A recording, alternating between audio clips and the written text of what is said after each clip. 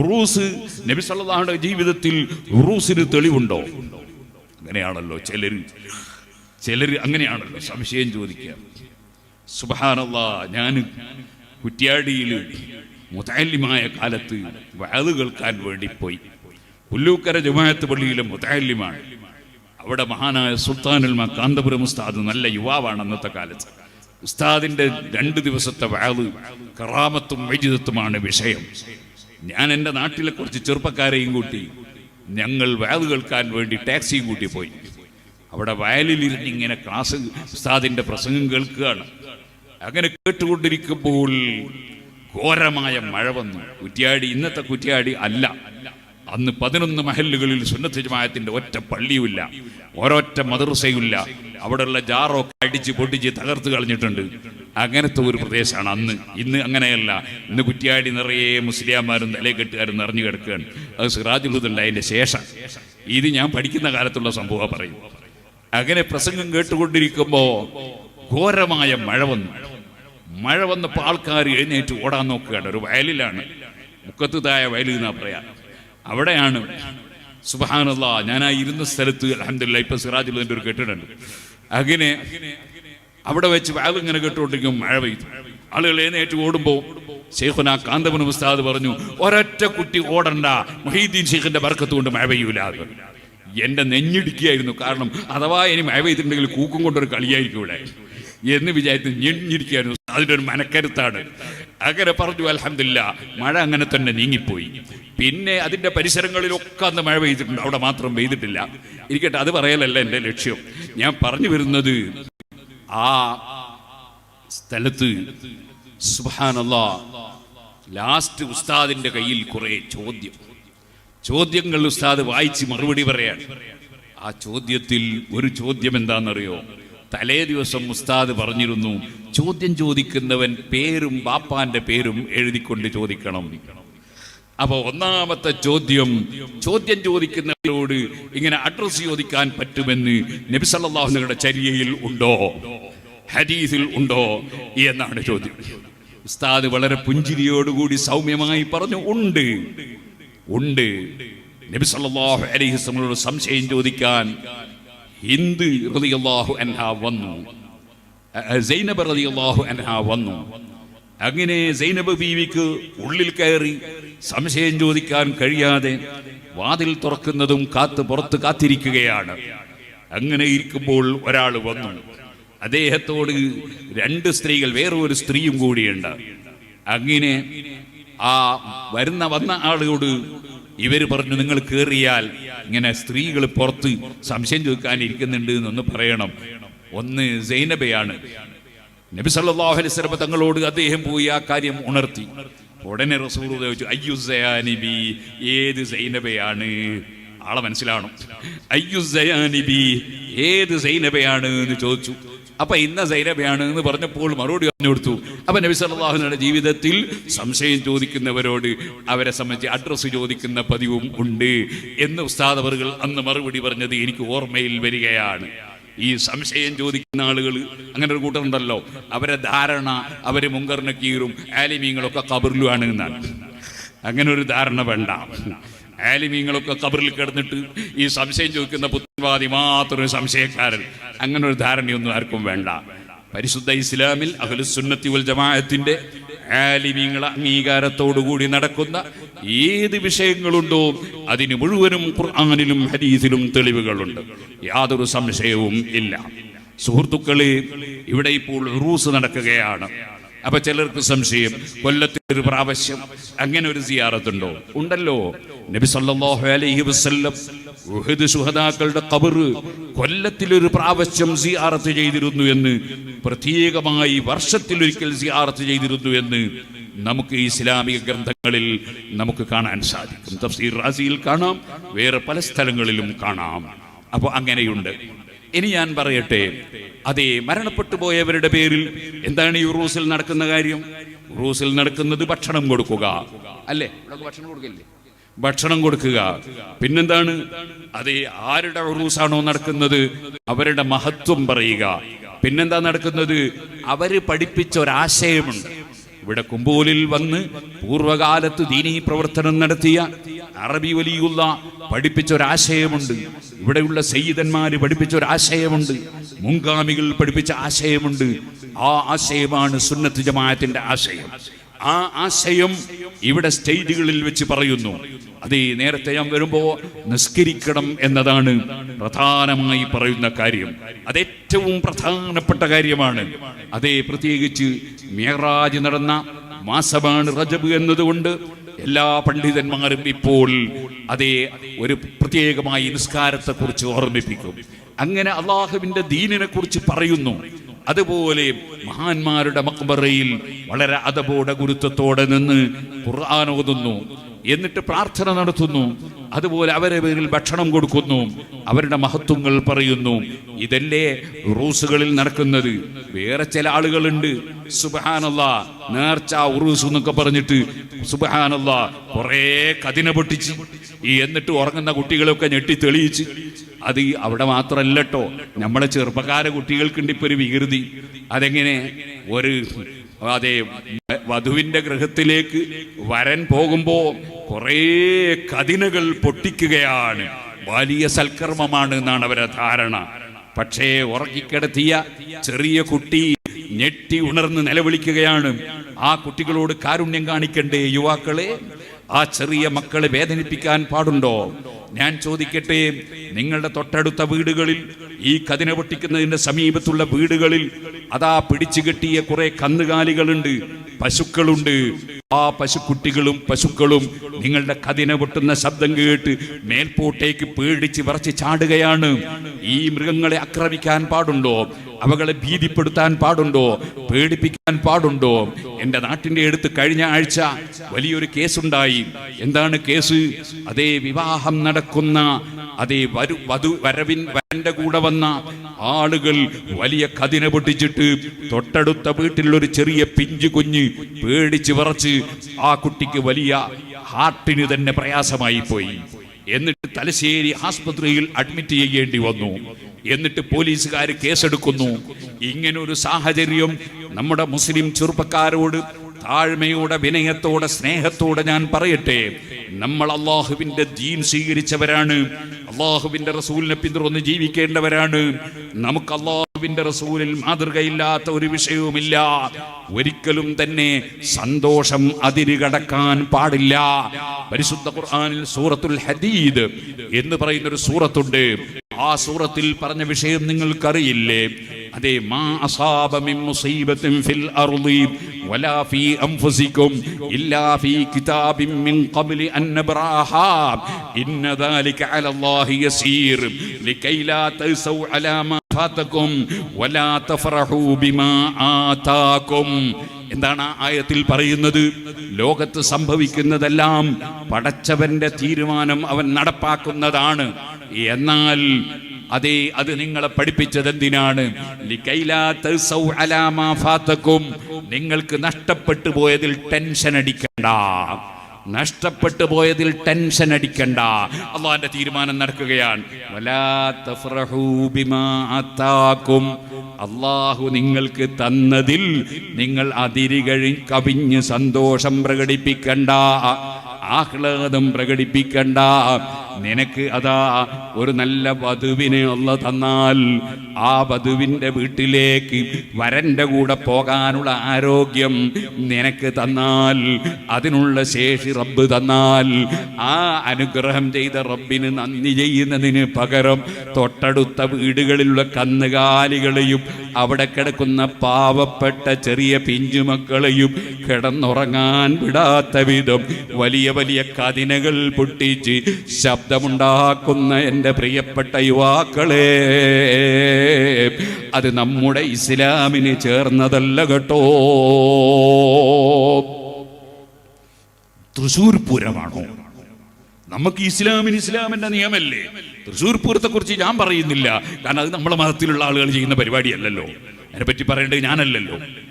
അതേ സമയത്ത് നമ്മുടെ മതത്തിലുള്ള ആളുകളെ ഉപദേശിക്കാനുള്ള ബാധ്യത അത് പണ്ഡിതന്മാർക്കില്ലയോ? ഓ സഹോദരന്മാരെ, ഇതുപോലെ സുബ്ഹാനല്ലാഹ് ഞാൻ മുമ്പ് പ്രസംഗിച്ചിട്ടുണ്ട്. ചേറ്റുവ, അതേ തൃശ്ശൂർ ജില്ലയിൽ ചാവക്കാടിനടുത്ത് ചേറ്റുവ എന്ന് പറയുന്ന ഒരു സ്ഥലം. അവിടെ നേർച്ച എന്നും പറഞ്ഞൊരു പരിപാടി. ആ പരിപാടിക്ക് ഒരു ആനയെ കൊണ്ടുവന്നു. ആ ആന സുബ്ഹാനല്ലാഹ് ഇടഞ്ഞു എന്ന് മാത്രമല്ല, ആന പാപ്പനെ അടക്കം അതാ ഞെക്കി ഇടിച്ച് കൊന്നു കളഞ്ഞു. അന്ന് അത് കാണിച്ചുകൊണ്ട് തന്നെ, അത് സ്ക്രീനിൽ കാണിച്ചുകൊണ്ട് ഞാൻ കേരളം മുഴുക്കെ പ്രസംഗിച്ചിട്ടുണ്ട്. കാരണം നേർച്ചക്ക് അങ്ങനെ കുറെ ആനയെ കൊണ്ടുവന്ന് അവിടെയുള്ള ആളുകളെ ദ്രോഹിക്കണം എന്ന് ഒരു കിതാബിലും പറഞ്ഞിട്ടില്ല. ഇതേപോലെ പുതിയങ്ങാടി എന്ന് പറഞ്ഞൊരു സ്ഥലമുണ്ട് മലപ്പുറം ജില്ലയിൽ തിരൂരിനടുത്ത്. ആ പുതിയങ്ങാടിയിൽ ഈ അടുത്ത് ആന ഇടഞ്ഞിട്ട് അതാ ചിലർക്കൊക്കെ പരിക്ക് പറ്റി. പക്ഷേ ആ പ്രദേശത്ത് പോയി അവിടുത്തെ നേർച്ചക്കെതിരെ ശക്തമായി പ്രസംഗിച്ചവനാണ് ഞാൻ. അൽഹംദുലില്ലാഹ്, ഞാൻ പ്രസംഗിച്ചതുകൊണ്ട് അവിടുത്തെ ആ ജമാഅത്തിന്റെ പ്രസിഡന്റ് അടക്കം അത്തരം നേർച്ചക്കിനി ഞങ്ങളില്ല എന്ന് പറഞ്ഞ് ഭാരവാഹി അടക്കം മാറി നിന്നിരുന്നു. പക്ഷേ അവിടെയുള്ള ചില രാഷ്ട്രീയക്കാരായ ആളുകളും അതുപോലെ ഈ നേർച്ച കൊണ്ട് കച്ചവടം നടത്താൻ വിചാരിച്ച കുറെ ആൾക്കാരും അത് നിർത്തിയാൻ പറ്റൂല എന്ന് പറഞ്ഞു വീണ്ടും എടുത്തുകൊണ്ടുവന്ന് അതിന്റെ നാശമാണ് കഴിഞ്ഞ ആഴ്ച അവിടെ സംഭവിച്ചത്. ആലിമീങ്ങൾ പറയുന്നത് ശ്രദ്ധിക്കണം, അവർ പറയുന്നത് കേൾക്കണം. അവർക്കറിയാം എങ്ങനെയാണ് നേർച്ചകൾ നടത്തേണ്ടത്, എങ്ങനെയാണ് ഉറൂസ് നടത്തേണ്ടത്, എങ്ങനെയാണ് ഓരോ കാര്യങ്ങളും ചെയ്യേണ്ടത്. അത് അല്ലാഹുവും റസൂലും പഠിപ്പിച്ച രീതിയിലായിരിക്കണം. അല്ലാതെ നമ്മൾ എന്തെല്ലാമോ കാട്ടിക്കൂട്ടിയിട്ട് ഇത് ഉറൂസാണ് എന്ന് പറഞ്ഞാൽ ശരിയാവില്ല, നേർച്ചയാണെന്ന് പറഞ്ഞാൽ ശരിയാവില്ല. സുബ്ഹാനല്ലാഹ്, ഏത് കാര്യം ചെയ്യുമ്പോഴും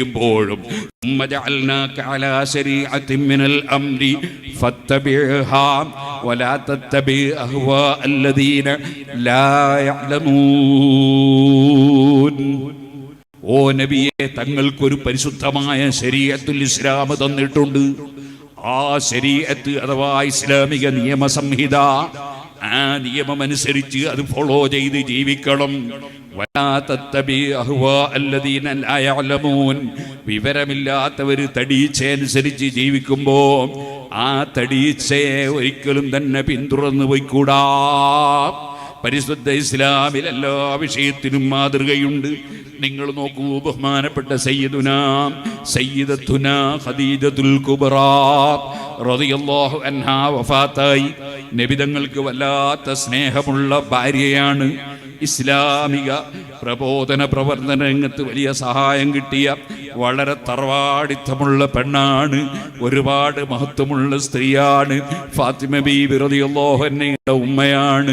ആ ഖദീജത്തുൽ കുബ്രാ റളിയല്ലാഹു അൻഹാ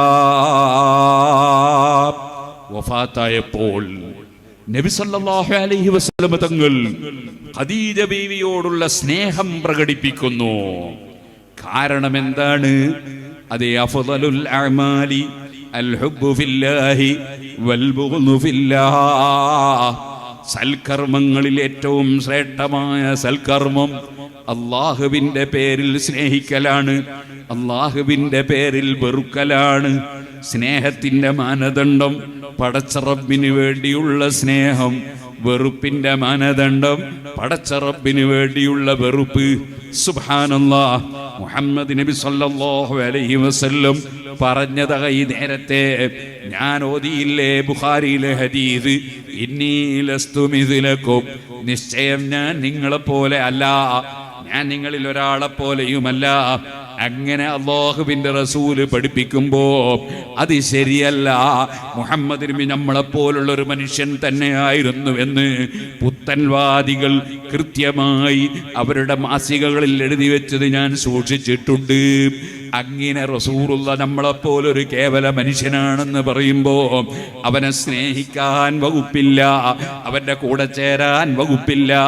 കാരണം അമലിന്റെ കൂട്ടത്തിൽ ഏറ്റവും ശ്രേഷ്ഠമായ അമല് അല്ലാഹുവിന് വേണ്ടി സ്നേഹിക്കലാണ്, അല്ലാഹുവിന് വേണ്ടി വെറുക്കലാണ്. അല്ലാഹുവിന്റെ റസൂലിനെ നിന്ദിക്കുന്നവരെ സ്നേഹിക്കാൻ വകുപ്പില്ല. ഇതുപോലെ അല്ലാഹുവിനെ സംബന്ധിച്ച് കയ്യും കാലുമുണ്ടെന്ന് പറയുന്നവരും പടച്ചവൻ ഒരു സിംഹാസനത്തിന്റെ മുകളിൽ ചമ്മി വെച്ചിരിക്കുകയാണെന്ന് പറയുന്നവരും, ഉപവിഷ്ടനായി എന്ന് പറയുന്നവരും, സിംഹാസനസ്ഥനായി എന്ന് പറയുന്നവരും, സുന്നത്ത് ജമാഅത്തിന്റെ വിരോധികളായി ഉറൂസിനെ ചോദ്യം ചെയ്യുന്നവരാശയക്കാരാണ്. പടച്ചവൻ ഒരു സിംഹാസനത്തിന്റെ മുകളിൽ പടച്ചവന്റെ ചന്തി വെച്ചിരിക്കുകയാണ് എന്ന് പറയുന്നവരാണവർ.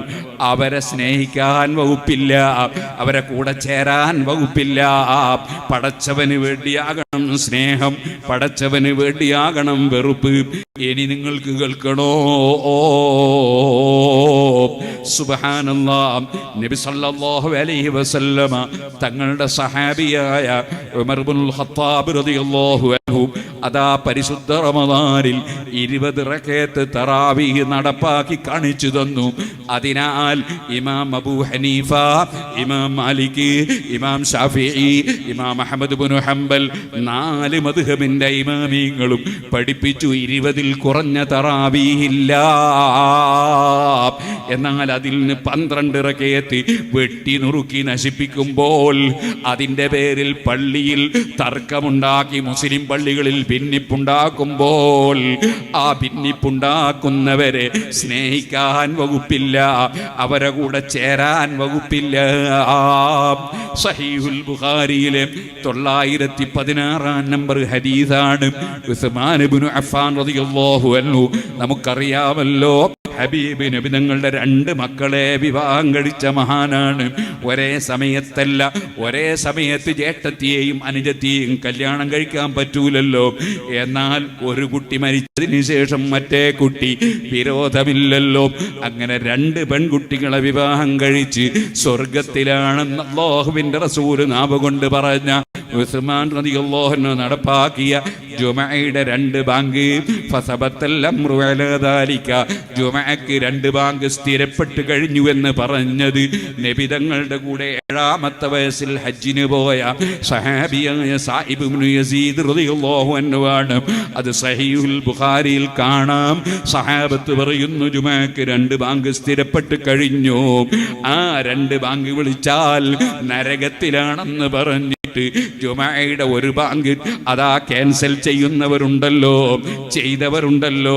നിങ്ങളുടെ നാട്ടിലൊന്നും അത്തരം ഫസാദുകൾ ഉണ്ടാവുകയില്ലെന്ന് ഞാൻ മനസ്സിലാക്കുന്നു. സുബ്ഹാനല്ലാഹ്, കുറ്റ്യാടിയിൽ ഞാൻ അവിടെ ചെല്ലുന്ന സമയത്ത് 11 മഹല്ലുകളിൽ അതാ 2 ബാങ്കുള്ള ജുമഅയില്ല, അറബിയിലുള്ള ഖുതുബയില്ല, 20 റകഅത്ത് തറാവീഹില്ല. എന്തേ? സഹാബികളൊക്കെ പിഴച്ചുപോയവരാണെന്നും നരകത്തിലാണെന്നും ബിദ്അത്തുകാരാണെന്നും അവര് സഹാബത്തിനെ മുദ്രകുത്തി. അങ്ങനെ ഉമർ ഇബ്നുൽ ഖത്താബിനെ അവര് നരകക്കാരനാക്കി, ഉസ്മാൻ റളിയല്ലാഹു അൻഹു നരകക്കാരനാക്കി, അലി ഇബ്നു അബീ ത്വാലിബ് തങ്ങളെ നരകക്കാരനാക്കി, സിദ്ദീഖ് റളിയല്ലാഹു അൻഹു അടക്കമുള്ള പലരെയും നരകക്കാരനാക്കി. എന്ന് മാത്രമല്ല, അറിയില്ലേ നിങ്ങൾക്ക്, അതേ മഹാനായ അലി ഇബ്നു അബീ ത്വാലിബ് റളിയല്ലാഹു അൻഹു സുബ്ഹിന്റെ ജമാഅത്തിന് വേണ്ടി പള്ളിയിലേക്ക് വരുമ്പോ വാളുകൊണ്ട് വെട്ടിയിട്ട്, തലക്ക് വെട്ടിയിട്ട് കൊന്നുകളഞ്ഞു. എന്തിനാ കൊന്നത്? അലി റളിയല്ലാഹു അൻഹു ശിർക്ക് ചെയ്യുന്ന ആളാണ് എന്ന് വാദിച്ചു. മുഖ്യധാരാ മുസ്ലിമീങ്ങൾ ശിർക്ക് ചെയ്യുന്ന മുശ്രിക്കീങ്ങളാണ്, അബൂജഹലിനെ പോലെയാണ് എന്ന വാദമുന്നയിച്ചു. ഇന്നും പുത്തൻവാദികൾ അതേ മുഖ്യധാരാ മുസ്ലിമീങ്ങൾ ശിർക്ക് ചെയ്യുന്നവരാണ്. ഉറൂസ് ശിർക്ക്, മാല ശിർക്ക്, മൗലിദ് ശിർക്ക് ഒക്കെ ശിർക്കിന്റെ പട്ടികയിലല്ലേ എണ്ണിയത്. ഇന്നാ ലില്ലാഹി വ ഇന്നാ ഇലൈഹി റാജിഊൻ. അല്ലാഹു അവർക്ക് നല്ല ബുദ്ധി കൊടുക്കട്ടെ. സുഹൃത്തുക്കളെ, ഈ ലോക മുസ്ലിമീങ്ങളെ മുഴുവനും ഇസ്ലാമിന്റെ പുറത്താണെന്ന് പറഞ്ഞ് വിധി പറഞ്ഞാൽ പടച്ചവന്റെ കോടതിയിൽ ഈ മുസ്ലിമീങ്ങൾ മുഴുവനും പ്രതിപക്ഷത്ത് വരുമ്പോ ഈ കക്ഷികൾ എന്താണ് ചെയ്യുകയെന്ന് നിങ്ങളൊന്ന് ആലോചിച്ച് നോക്കൂ. പടച്ചവന്റെ കോടതിയിൽ അവരെന്ത് ചെയ്യും? സുബ്ഹാനല്ലാഹ്. അല്ലാഹുവേ, ഞങ്ങളെ സന്താന പരമ്പരകളിൽ, ശിഷ്യ പരമ്പരകളിൽ, ഞങ്ങളെ സ്നേഹിച്ചവരുടെ പരമ്പരകളിൽ സുന്നത്ത് ജമാഅത്തിനപ്പുറത്തേക്ക് 1 ഇഞ്ച് നീങ്ങുന്ന ഒരാളെയും നീ കൊണ്ടുവരരുത് അല്ലാഹ്. എപ്പോഴും ദുആ ചെയ്യേണ്ട കാര്യമാണ്. ഓ സുഹൃത്തുക്കളെ, ഞാൻ പറഞ്ഞ വിഷയത്തിലേക്ക് തന്നെ പോകാം. അഷ്റഫുൽ ഖൽഖ് സല്ലല്ലാഹു അലൈഹി വസല്ലമ തങ്ങൾ പഠിപ്പിച്ച കാര്യമാണ്, അവിടുത്തെ ചര്യയാണ്. അഫ്ദലുൽ അഅമാലി അൽ ഹുബ്ബു ഫില്ലാഹി വൽ ബുഗ്ദു ഫില്ലാഹ്. പടച്ചവന് വേണ്ടി സ്നേഹിക്കലാണ് ഏറ്റവും ശ്രേഷ്ഠമായ അമല്. അങ്ങനെ വരുമ്പോൾ നമ്മൾ ഇവിടെ അറബിത്തങ്ങളെ സ്നേഹിക്കുന്നത് എന്തിനാണ്? അതെ, ഇവിടെ കുമ്പോൾ സയ്യിദന്മാരെ സ്നേഹിക്കുന്നത് എന്തിനാണ്? നമ്മൾ റസൂലുള്ളാഹിന്റെ കുടുംബത്തെ സ്നേഹിക്കുന്നത് എന്തിനാണ്? അത് പടച്ചവന് വേണ്ടിയാണ്. എന്തുകൊണ്ട്? പടച്ച റബ്ബിന്റെ ഖുർആനിൽ റബ്ബ് പറഞ്ഞു, പറയൂ നബിയേ, ഖുൽ ലാ അസ്അലുകും അലൈഹി അജ്റൻ ഇല്ലൽ മവദ്ദത ഫിൽ ഖുർബാ. പറയൂ നബിയേ, ഞാൻ നിങ്ങളോട് ഈ പ്രബോധന പ്രവർത്തനത്തിന്റെ വകയായി ഒരു പ്രതിഫലവും ചോദിക്കുന്നില്ല. ഇല്ലൽ മവദ്ദത ഫിൽ ഖുർബാ, എന്റെ കുടുംബത്തെ സ്നേഹിക്കണമെന്നത് മാത്രമേ ഞാൻ പറയുന്നുള്ളൂ. ഹബീബ് നബി സല്ലല്ലാഹു അലൈഹി വസല്ലം തങ്ങളുടെ കുടുംബത്തെ സ്നേഹിക്കണം. അത് വളരെ പ്രധാനപ്പെട്ട ഒരു കാര്യമാണ്. അതുകൊണ്ടാണ് ഇമാം ശാഫിഈ റളിയല്ലാഹു അൻഹു ചൊല്ലിയത്, യാ അഹ്ല ബൈത്തി റസൂലില്ലാഹി ഹുബ്ബുകും ഫർദും മിനല്ലാഹി ഫിൽ ഖുർആനി അൻസലഹു കഫാകും മിൻ അളീമിൽ ഖദ്രി അന്നകും മൻ ലം യുസല്ലി അലൈക്കും ലാ സലാത ലഹു. നബി കുടുംബമേ, നിങ്ങളെ സ്നേഹിക്കൽ പടച്ച റബ്ബ് നിർബന്ധമാക്കിയതാണ്. നിങ്ങൾക്ക് നിസ്കാരം നിർവഹിക്കുന്ന സമയത്ത് നിങ്ങളെ പേരിൽ സലാത്ത് ചൊല്ലിയിട്ടില്ലെങ്കിൽ നിസ്കാരം പൂർണ്ണമാകുന്നില്ലല്ലോ. അല്ലാഹുമ്മ സല്ലി അലാ സയ്യിദിനാ മുഹമ്മദ് വഅലാ ആലി സയ്യിദിനാ മുഹമ്മദ്. നബി തങ്ങളുടെ കുടുംബത്തിന്റെ പേരിലും സലാത്ത് വേണം. ഓ സുഹൃത്തുക്കളെ, അപ്പൊ നബി കുടുംബത്തെ സ്നേഹിക്കണം. അത് വലിയ പുണ്യമുള്ള അമലാണ്, ഖുർആനാണ്. ഹദീസിൽ എത്രയോ സ്ഥലത്ത് എത്രത്തോളം സിദ്ദീഖ് റളിയല്ലാഹു അൻഹു പറഞ്ഞതായി ഇമാം ബുഖാരി റിപ്പോർട്ട് ചെയ്ത ഹദീസിൽ കാണാം, ഉർഖുബൂ മുഹമ്മദൻ ഫീ അഹ്ലി ബൈതിഹി. മുഹമ്മദ് നബി സല്ലല്ലാഹു അലൈഹി വസല്ലം തങ്ങളെ നിങ്ങൾ വീക്ഷിക്കണം. ഫീ അഹ്ലി ബൈതിഹി, അവിടുത്തെ കുടുംബത്തിൽ. അവിടുത്തെ കുടുംബത്തോട് നല്ല നിലക്ക് പെരുമാറിയാൽ, അവിടുത്തെ കുടുംബത്തെ ബഹുമാനിച്ചാൽ, കുടുംബത്തെ സ്നേഹിച്ചാൽ നബി തങ്ങളുടെ അടുക്കൽ നിങ്ങൾക്ക് അംഗീകാരം ലഭിക്കും. ഇമാം ബുഖാരി റിപ്പോർട്ട് ചെയ്യുന്ന ഹദീസാണ്. അപ്പൊ കുടുംബത്തെ സ്നേഹിക്കണം. എന്നാൽ അതാ ഉറൂസ് പാടില്ല എന്ന് പറയുന്ന കക്ഷികൾ അവരുടെ പത്രത്തിൽ, പ്രബോധനത്തിലും ശബാബിലും ഒക്കെ എഴുതി വെച്ചത് എൻ്റെ കയ്യിലുണ്ട്. അതിൽ പറയുന്നത് എന്താണ്? തങ്ങന്മാരിൽ തന്നെ സംഗതിയില്ല, അതൊക്കെ ഓരോരുത്തർ കെട്ടിണ്ടാക്കിയതാണ്. സയ്യിദന്മാരിൽ തന്നെ അങ്ങനെ ഒന്നില്ല, അങ്ങനെ വിശ്വസിക്കാൻ പാടില്ല. സയ്യിദന്മാരെ കൈപിടിച്ച് ചുംബിക്കാൻ പാടില്ല. ചുംബിക്കുകയല്ല വേണ്ടത്, ആ കൈ ഛേദിച്ചു കളയുകയാണ് വേണ്ടത്, അതായത് വെട്ടിക്കളിയാണ് വേണ്ടത് എന്നാ പ്രബോധനത്തിലുള്ളത്. ഇന്നാ ലില്ലാഹി വ ഇന്നാ ഇലൈഹി റാജിഊൻ. അങ്ങനെ എന്തെല്ലാം അസംബന്ധങ്ങളാണ് തങ്ങന്മാരെ നിസ്സാരപ്പെടുത്തി എഴുതുന്നത്. അവരെ നമുക്ക് ചേർത്ത് പിടിക്കാൻ കഴിയില്ല. ഓ സഹോദരന്മാരെ, അല്ലാഹുവിന്റെ റസൂല് പഠിപ്പിച്ച കാര്യം അൽ ഹുബ്ബു ഫില്ലാഹ്, പടച്ചവന് വേണ്ടി സ്നേഹം, പടച്ചവന് വേണ്ടി വെറും. നമ്മൾ ബദരീങ്ങളുടെ ആണ്ട് കഴിക്കാറുണ്ട്. ബദരീങ്ങൾ നമുക്ക് കട്ടൻ ചായ വന്നിട്ടല്ല, നമുക്ക് വിസ പാസാക്കി കിട്ടുമല്ല. പിന്നെ എന്തിനാണ്? ബദരീങ്ങൾ പരിശുദ്ധ ഇസ്ലാമിന് വേണ്ടി അവരുടെ എല്ലാം ത്യജിച്ചുകൊണ്ട് പ്രവർത്തിച്ചവരാണ്. വജാദൂബി അംവാലിൻ വബഉ നഫൂസഹും ലിദീനിൽ ഹുദാ ഫീ കുല്ലി മൗതീനി ഗസ്വതി. അവരെ സ്നേഹിക്കുന്നു നമ്മൾ. നബിതങ്ങൾ കണ്ടില്ലേ നിങ്ങൾ? നബി സല്ലല്ലാഹു അലൈഹി വസല്ലം ഒരു കല്യാണത്തിന് പോയി. റുബയ്യ ബിൻത് അഫ്രായിന്റെ വീട്ടിലെ കല്യാണമാണ്. കല്യാണം നടക്കുമ്പോൾ അവിടെ കുട്ടികൾ പാട്ടുപാടുകയാണ്. കല്യാണ വീട്ടിൽ പാട്ടുപാടാൻ പാടില്ല എന്ന് പണ്ഡിതന്മാര് പറയൂല. പാട്ടുപാടുന്നതിന് വിരോധമില്ല. പക്ഷേ ബുറുദയാണെന്നും പറഞ്ഞിട്ട് തോന്നിയാസം പാടാൻ പാടില്ല. അതേ ബുറുദപ്പാട്ടാണെന്നും പറഞ്ഞിട്ട് മനുഷ്യന്മാരെ മുമ്പിൽ വഷളാകുന്ന പാട്ട് പാടാൻ പാടില്ല. ബുറുദ പാടുന്നവര് ബുറുദ പാടണം, അനാവശ്യം പാടാൻ പാടില്ല.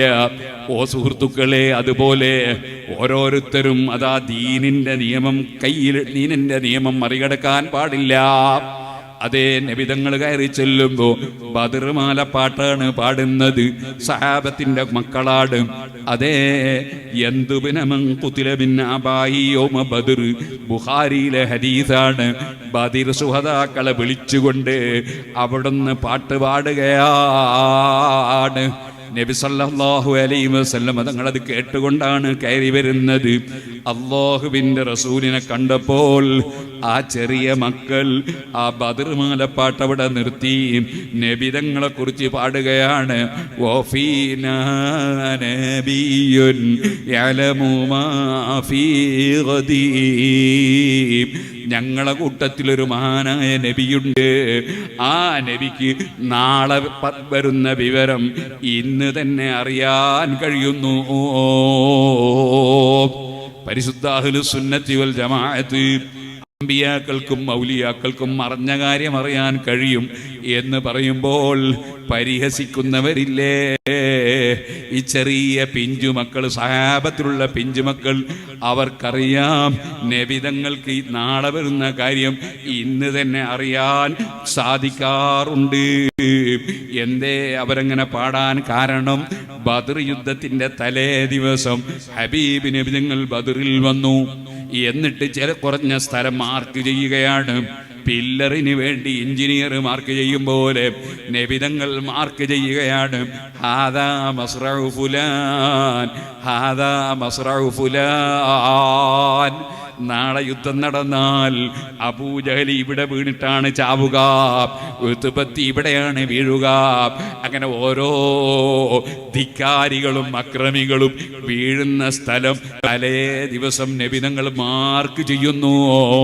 പിറ്റേ ദിവസം ബദർ യുദ്ധം നടന്നപ്പോൾ ആ സ്ഥലത്ത് തന്നെ വീണിട്ടവർ അതാ ജീവൻ പോകുന്നു.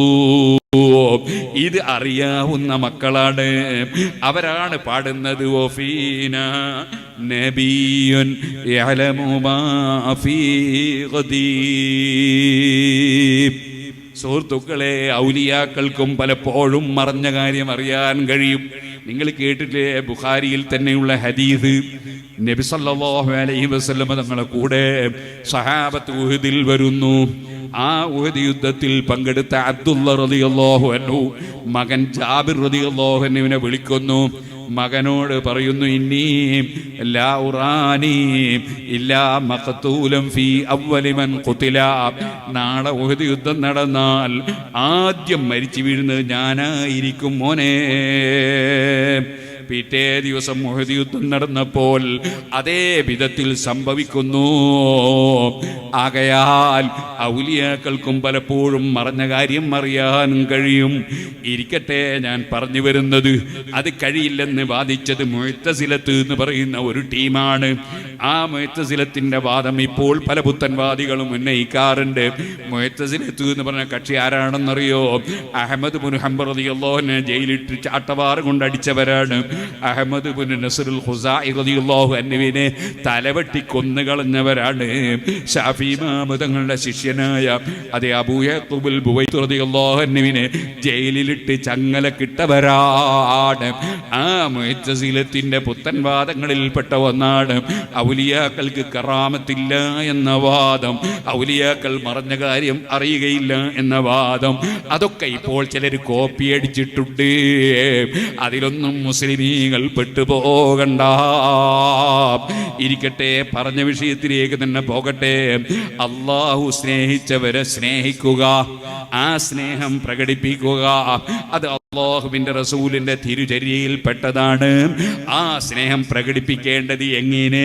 അതിന്റെ രൂപമാണ് ഇമാം ബുഖാരി റിപ്പോർട്ടിന്റെ ഹദീസിൽ കാണുന്നത്. നബി സല്ലല്ലാഹു അലൈഹി വസല്ലമ തങ്ങളെ സംബന്ധിച്ച് ആയിഷ ബീവി റളിയല്ലാഹു അൻഹ പറയാണ്, അതേ ഇന്നി മാഗിർതു അലാ ഹദിൻ മിൻ നിസാഇൻ നബി സല്ലല്ലാഹു അലൈഹി വസല്ലമ മാഗിർതു അലാ ഖദീജ.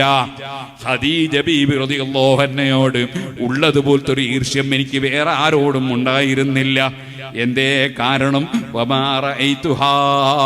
ആയിഷ ബീവിയെ ഞാൻ കണ്ടിട്ട്, ഖദീജ ബീവിയെ ഞാൻ കണ്ടിട്ട് പോലുമില്ല. എന്താ വിഷയം? ഭർത്താവായ നബി സല്ലല്ലാഹു അലൈഹി വസല്ലം യുവതിയായ എന്നെയും വെച്ചിട്ട് പണ്ടെങ്ങാനും വഫാത്തായി ഖദീജ ബീവിയുടെ ബഹുമാനം ഇങ്ങനെ പറയൂ. അപ്പൊ എനിക്കിങ്ങനെ ചൂടാവും. സ്വാഭാവികമല്ല, സ്ത്രീകൾക്ക് ഉണ്ടാകുന്ന സ്വഭാവം ഉണ്ടല്ലോ. അപ്പൊ ആ ഭാര്യയെ ഇങ്ങനെ ബഹുമാനിച്ച് സ്നേഹിച്ച് പറയുമ്പോ എനിക്ക് ചൂടാകും. ആയിഷ ബീവി പറയാണ്, ഉള്ളിൽ ചൂടില്ല കേട്ടോ, അങ്ങനെയാണ് പിന്നെ ഇത് പറയൂലല്ലോ. എന്നിട്ട് മഹദി പറയാണ്, വലാകിൻ കാന യുക്സിറു ദിക്റഹാ. ആ ഖദീജ ബീവിയുടെ ബഹുമാനം നബി തങ്ങൾ ധാരാളം പറയും. സ്നേഹിക്കുന്നവരെ സ്നേഹിക്കേണ്ടത് എങ്ങനെയാന്ന് പഠിപ്പിക്കുകയാണ്. വഫാത്തായി പോയവരാകുമ്പോ അവരെ ബഹുമാനം ധാരാളം പറയുക. അതാ ബദർ മാല, അതാ ബദർ മൗലിദ്, അതാ മൊഹീദ്ദീൻ മൗലിദ്, അതാ മൊഹീദ്ദീൻ മാല. കാരണം അവരെ നമ്മുടെ ദീനിനു വേണ്ടി സ്നേഹിക്കുകയാണ്. അപ്പൊ അവരെ ധാരാളം മഹത്വം പറയുകയും പാടുകയും ചെയ്യുകയാണ്. അത് അള്ളാന്റെ റസൂൽ പഠിപ്പിച്ച സുന്നത്താ, തിരുചര്യയിൽപ്പെട്ടതാ. പിന്നെയോ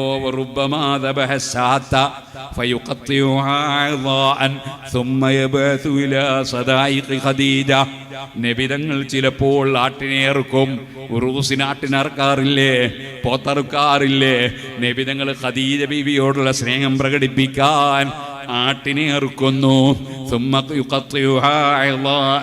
പിന്നെ ചെറിയ ചെറിയ കഷ്ണങ്ങളായി അത് നുറുക്കുന്നു. ഖദീജ ബീവിയെ സ്നേഹിക്കുന്ന സ്നേഹിതകൾക്ക് ആ ഭക്ഷണം അല്ലാഹുവിന്റെ റസൂല് കൊടുത്തേക്കുന്നു, വിതരണം ചെയ്യുന്നു. അപ്പം മരണപ്പെട്ടു പോയ ബാപ്പയെ സ്നേഹിക്കുമ്പോ, ഉമ്മയെ സ്നേഹിക്കുമ്പോ, ബദരീങ്ങളെ സ്നേഹിക്കുമ്പോ, അറബിത്തങ്ങളെ സ്നേഹിക്കുമ്പോ, അതേ പോലും സയ്യിദന്മാരെ സ്നേഹിക്കുമ്പോ, വഫാത്തായി പോയവരെ സ്നേഹിക്കുമ്പോ ചെയ്യാനുള്ള സൽക്കർമ്മം എന്താണെന്ന് നബിതങ്ങൾ പഠിപ്പിച്ചു തന്ന സുന്നത്താണ്, ചര്യയാണ്. അവരെ ബഹുമാനം പറയുക, അവരെ അനുസ്മരിക്കുക, അവരെ പേരിൽ ഭക്ഷണം വിതരണം ചെയ്യുക. അതുകൊണ്ട് പറയട്ടെ, അതാ പേരോട് അബ്ദുറഹ്മാൻ സഖാഫിക്ക് നിത്യജീവിതത്തിൽ തിരുസുന്നത്തിന്റെ പ്രാധാന്യം എന്ന വിഷയം കൊടുത്തിട്ട് ഉറൂസിന്റെ തെളിവ് പറഞ്ഞില്ലല്ലോ എന്നാർക്കും തോന്നണ്ട. പരിശുദ്ധ അഹ്ലുസുന്നത്തി വൽ ജമാഅത്ത് ചെയ്യുന്ന ഏത് വിഷയങ്ങളും ഏത് കാര്യങ്ങളുണ്ടോ അതിനെല്ലാം തെളിവുകളുണ്ട് ചെറുപ്പക്കാരെ. ഇനി ഞാൻ പറയട്ടെ, ഇന്നൽ മൗതാ യുഫ്തനൂന ഫീ ഖുബൂരിഹിം സബ്അൻ ഫകാനൂ യസ്തഹിബൂന അൻ യുത്അമ അനിൽ മയ്യിതി സബ്അത അയ്യാം. മഹാന്മാരായ സഹാബികൾ മരിച്ച മയ്യിത്തിന്റെ പേരിൽ 7 ദിവസം ഭക്ഷണം കൊടുക്കും. 7 ദിവസം ഭക്ഷണം കൊടുക്കും. കൊടുക്കൂന്ന് മാത്രമല്ല, അത് സുന്നത്തായി അവർ മനസ്സിലാക്കി പ്രാവർത്തികമാക്കി. എന്തേ കാരണം? ആ ഹദീസിന്റെ തുടക്കത്തിൽ കാണാം, ഇന്നൽ മൗതാ യുഫ്തനൂന ഫീ ഖുബൂരിഹിം സബ്അൻ. 7 ദിവസം മരിച്ച മയ്യിത്തിന് ഖബറിൽ പരീക്ഷണമുണ്ട്. 7 ദിവസം ചോദ്യമുണ്ട്. അപ്പോൾ പരീക്ഷണത്തിൽ വിജയം കൈവരിക്കാൻ, പരീക്ഷണത്തിൽ അവർക്ക് ഇളവ് കിട്ടാൻ സഹാബത്ത് ചെയ്തൊരു സൽക്കർമ്മമാണ്. 7 ദിവസം മരിച്ച മയ്യിത്തിന്റെ പേരിൽ അവര് ഭക്ഷണം നൽകി. ഇമാം അഹ്മദ് ഇബ്നു ഹംബൽ റളിയല്ലാഹു അൻഹു ആ ഹദീസ് റിപ്പോർട്ട് ചെയ്തപ്പോൾ ആ ഹദീസ് എടുത്തുദ്ധരിച്ചുകൊണ്ട് ഇമാം ജലാലുദ്ദീൻ സുയൂത്തി റളിയല്ലാഹു അൻഹു അവിടുത്തെ അൽ ഹവീൽ ഫതാവയിൽ പറയുകയാണ്, റസൂലുള്ളാഹിന്റെ സഹാബത്തിന്റെ കാലം മുതൽ എൻ്റെ ഈ കാലം വരെ, ഹിജ്റ 911 ഇമാം സുയൂത്തി തങ്ങൾ വഫാത്താകുന്നത്. മഹാനവറുകൾ എഴുതാണ്, 900ഓളം കൊല്ലമായി മക്കയിലും മദീനയിലും തുടർന്നു വരുന്ന സുന്നത്താണ് മരിച്ച മയ്യിത്തിന്റെ പേരിൽ 7 ദിവസം ഭക്ഷണം കൊടുക്കൽ. സുഹൃത്തുക്കളെ, അതൊക്കെ ഇല്ലായ്മ ചെയ്യുകയല്ല വേണ്ടത്, അതൊക്കെ സുന്നത്തിന്റെ ഇനത്തിൽപ്പെട്ടതാണ്. ഇതുപോലെ നബിതങ്ങളെ സമീപത്ത് വന്ന് സഅദ് റളിയല്ലാഹു അൻഹു ചോദിക്കുന്നു, ഇന്ന ഉമ്മീ മാതത് ഫഅയ്യു സദഖതി അഫ്ളു യാ റസൂലല്ലാഹ്. എൻ്റെ ഉമ്മ മരണപ്പെട്ടു പോയി, ഉമ്മാന്റെ പേരിൽ കൊടുക്കാൻ ഏറ്റവും നല്ല സദഖ ഏതാണ്? നബിതങ്ങൾ പറയുന്നു, വെള്ളം കിട്ടാൻ വലിയ പ്രയാസമുള്ള സമയമാണ്, വെള്ളമാണ്. മഹാനായ സഅദ് റളിയല്ലാഹു അൻഹു കിണർ കുഴിക്കുന്നു. എന്നിട്ട് പറയുന്നു, ഇത് ലി ഉമ്മി സഅദ്, സഅദിന്റെ ഉമ്മാക്കാണ്. മരിച്ചുപോയ ഉമ്മ കിണറ്റിന്ന് വെള്ളം എടുക്കോ, അതൊരു പ്രയോഗമാണ്. നമ്മളെ പെണ്ണുങ്ങൾ ചിലപ്പോൾ പറയൂലേ, ഈ കോഴി ബദരീങ്ങക്കാണ്, ബദരീങ്ങൾ കോഴി ഇറച്ചിരുന്നു. ഇല്ല, പിന്നെ അതിൻ്റെ അർത്ഥം എന്താണ്? ഇത് ബദരീങ്ങളെ പേരിൽ സദഖയാണ്. അതാണ് സഅദ് റളിയല്ലാഹു അൻഹു പറയുന്നത്, സഅദിന്റെ ഉമ്മാക്കാണ്, അഥവാ ഉമ്മാന്റെ പേരിൽ സദഖയാണ്. അങ്ങനെ എത്രയെത്ര ഹദീസുകളുണ്ട്. ചിലർ ഖുർആൻ ഓതിയിട്ട് ജനങ്ങളെ തെറ്റിദ്ധരിപ്പിക്കും. അതേ ഖുർആനിലുണ്ടല്ലോ, മനുഷ്യന് അവനവൻ ചെയ്തതേ കിട്ടുള്ളൂ, നമ്മളൊന്നും ചെയ്തിട്ട് കാര്യമില്ല എന്ന് ചിലർ ഖുർആൻ ഓതി ജനങ്ങളെ തെറ്റിദ്ധരിപ്പിക്കും. പക്ഷേ അവരോട് നിങ്ങൾ ചോദിക്കണം, നിങ്ങളെ ബാപ്പ മരിക്കുമ്പോൾ നിങ്ങൾ മയ്യിത്ത് നിസ്കരിക്കുന്നില്ലേ?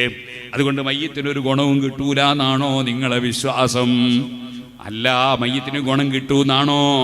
എന്നാൽ മയ്യിത്തിന്റെ പേരിൽ നിസ്കരിക്കുന്ന സമയത്ത് ദിക്റല്ലേ ചൊല്ലുന്നത്? അല്ലാഹു അക്ബർ എന്നത് ദിക്റല്ലേ?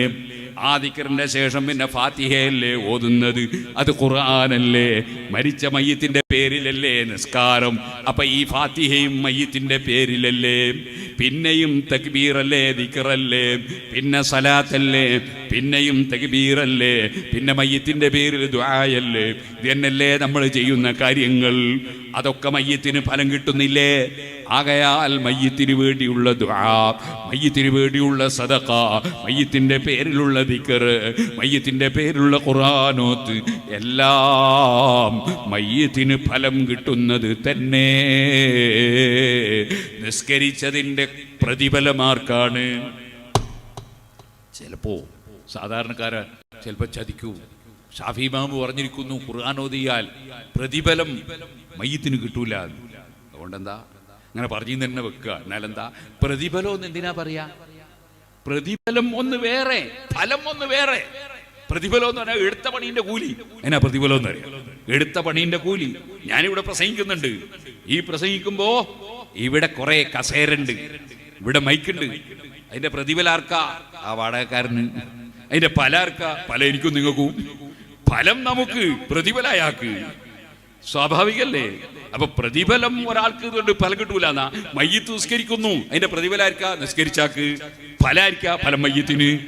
മയ്യിത്തിന് ഫലം കിട്ടുന്നു, നമുക്ക് പ്രതിഫലം കിട്ടുന്നു. ഇവിടെ എന്താ കുഴപ്പം? അപ്പൊ ഷാഫി ഇമാമിന് ഫലം കിട്ടൂല എന്നല്ല, പിന്നെ പ്രതിഫലം കിട്ടൂല എന്നാ പറഞ്ഞ ആ റിപ്പോർട്ട് അനുസരിച്ച് പറഞ്ഞത്. ഷാഫി ഇമാമിനോട് ചോദിച്ചില്ലേ? സഅഫ്റാൻ റളിയല്ലാഹു അൻഹു ചോദിച്ചില്ലേ? ഖബറിന്റെ അടുക്കുന്ന ഖുർആൻ ഓതുന്നതിനെ പറ്റി ചോദിച്ചില്ലേ? എന്നിട്ട് ഓതാനല്ലേ പറഞ്ഞത്? ഷാഫി ഇമാം തങ്ങൾ വഫാത്തായപ്പോൾ ശിഷ്യന്മാര് 4 ഭാഗത്തും ഇരുന്ന് ഖുർആൻ ഓതിയില്ലേ? അതല്ലേ ചരിത്രം. അതുകൊണ്ട് തന്നെ സുഹൃത്തുക്കളെ, നമ്മൾ നേരത്തെ പതിവാക്കി വന്ന സുന്നത്തുകൾ ജീവിതത്തിൽ പകർത്തണം. അതാര് പറഞ്ഞാലും ഏത് ആന വലിച്ചാലും അത് നമ്മിൽ നിന്ന് വിട്ടുപോകരുത്, നടപ്പാക്കിക്കൊണ്ടേ ഇരിക്കണം. അതിൻ്റെ പുറമെ നമ്മൾ രാവിലെ ഉറക്ക് തെളിയുമ്പോൾ തന്നെ അതാ അൽഹംദുലില്ലാഹില്ലദീ അഹ്യാനി ബഅദമാ മാതനി വഇലൈഹിൽ ബഅസ് വന്നുശൂർ, പടച്ചവന് അൽഹംദുലില്ല പറഞ്ഞ് എഴുന്നേൽക്കണം. ഉറങ്ങിക്കിടന്നിട്ട് പിന്നീട് എഴുന്നേൽക്കാതെ മരിച്ചുപോയ എത്ര ആളുകളെ എനിക്കറിയാം. അല്ലാഹു തന്ന ഉറക്കമാണ്. എഴുന്നേൽക്കുമ്പോൾ അൽഹംദുലില്ല പറയണം. മരണപ്പെട്ട വാർത്ത കേട്ടാൽ, മുസീബത്ത് കേട്ടാൽ ഇന്നാ ലില്ലാഹി വ ഇന്നാ ഇലൈഹി റാജിഊൻ പറയണം. ആ സമയത്ത് എൻ്റെ പ്രിയപ്പെട്ട സഹോദരിമാരെ, നെഞ്ഞത്തടിക്കാൻ പാടില്ല, നിലവിളിക്കാൻ പാടില്ല, മുടി പറിച്ചിടാൻ പാടില്ല.